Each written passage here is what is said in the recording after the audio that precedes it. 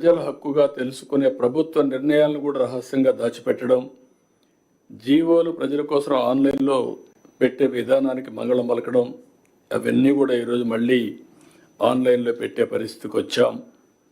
ఇంకొక పక్కన 5 సంవత్సరాల జీవోలు కాకుండా ఇప్పుడు ఇచ్చే జీవోలన్నీ కూడా ఆన్లైన్లో పెట్టి ఒక పారదర్శకతకి పెద్దపేట వేసే విధంగా ముందుకు పోతున్నాం.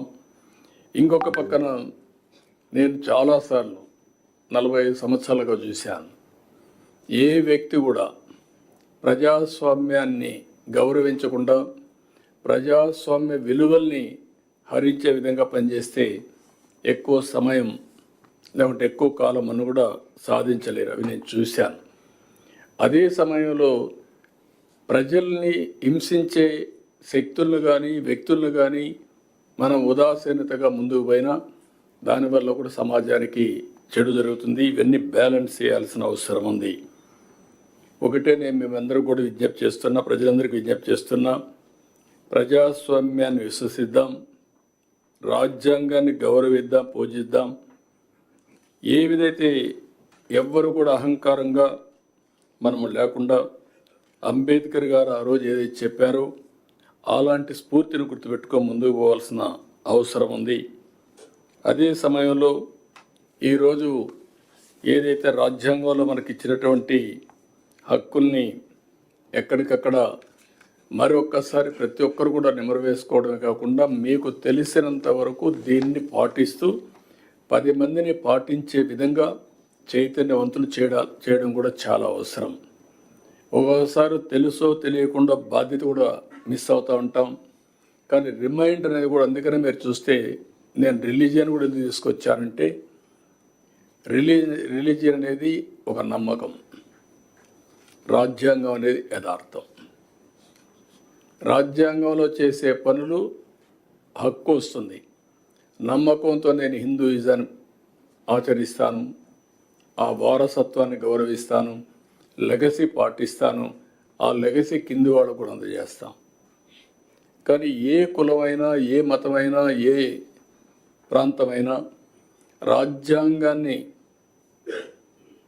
సరైన స్ఫూర్తితో అమలు చేయగలిగితే తద్వారా మనకు మెరుగైన ఫలితాలు వస్తాయి.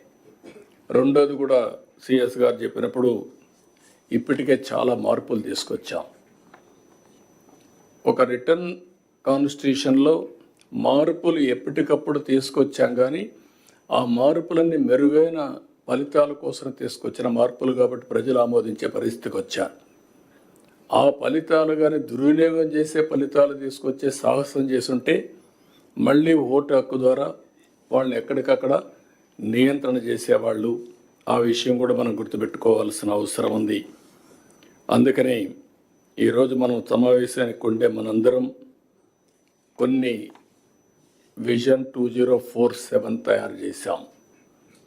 ఎగ్జాక్ట్గా 100 years స్వాతంత్రం వచ్చిన రోజు అది. ఆ సంవత్సరానికి 100 సంవత్సరాల స్వాతంత్ర దినమున భారతదేశం ఎక్కడుండాలి, భారతీయులు ఎక్కడుండాలి, తెలుగువారు ఎక్కడుండాలి, ఆంధ్రప్రదేశ్ ఎక్కడుండాలో నిర్దిష్టమైన లక్ష్యాలు పెట్టుకొని మనం ముందుకు పోతున్నాం. ఇది అసాధ్యం కాదు. అందుకే నేను చాలా స్పష్టంగా అనేకసార్లు చెప్పాను, తెలుగు జాతి ప్రపంచం మొత్తం నెంబర్ 1గా ఉండడానికి అవకాశం ఉంది. యాజ్ ఆన్ టుడే అయితే జూయిష్ ఉన్నారు, వాళ్ళు ఉండేది 1 కోటి జనాభా.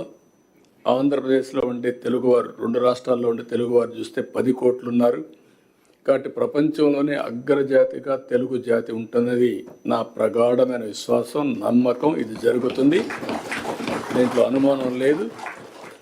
అదే సమయంలో ఆంధ్రప్రదేశ్ రాష్ట్రం కూడా భారతదేశంలో నెంబర్ 1 ఎకానమీగా ఉండాలని, పర్ క్యాపిటల్ ఇన్కంలో నెంబర్ 1 ఉండాలని, ఇది కూడా 100% అవకాశం ఉంది. అది చేయాలంటే రాజ్యాంగ స్ఫూర్తితో మనందరం ఆలోచిస్తే ఇది సాధ్యం అని చెప్పి కూడా నేను మీకు తెలియజేసుకుంటున్నాను. అదే మరిగా ఈరోజు రాష్ట్రంలో మనందరం కూడా అనునిత్యం మన ఆలోచన విధానానికి పదును పెట్టి పాజిటివ్గా ఆలోచిస్తే ఏదైనా సాధ్యం. ప్రజల హక్కుల్ని కాపాడదాం, పరిరక్షిద్దాం. Wealthy, happy and wealthy, healthy, happy రాష్ట్రంగా ఆంధ్రప్రదేశ్ని తీర్చిదిద్దాం. అది ఒక వెల్త్ ఉంటే చాలదు, ఆరోగ్యంగా ఉండాలి,